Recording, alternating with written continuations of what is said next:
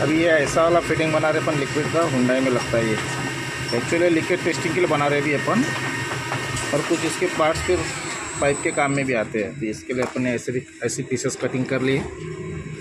ये दिख रहा है सही, तो वन साइड मशीनिंग होगा इधर से, इसलिए ऐसा है। ये बैक साइड फिनिशिंग हो गया है, ये भी ऐसा ही है।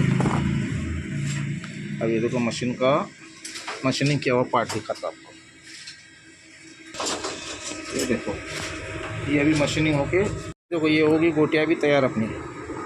इसका इधर का प्रोसेस किए आपके, बाद में होल का पार्ट किए, बाद में बैक साइड का किए, उसमें टैपिंग का प्रोसेस कर दिया, सब कर दी। बस अभी इसका जो ये बार आई हुई है ना, ये बस इसको फिनिशिंग करना है बस। ये तो फिनिशिंग में आ जाता है, ये तो अपने आप ही निकल जाता है वैसा।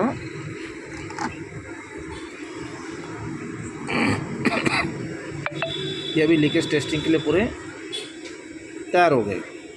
आपको अगर इस टाइप से लिक्विड का या फिर कोई भी इसका अगर रिक्वायरमेंट है तो आप हमसे कांटेक्ट कर सकते हो।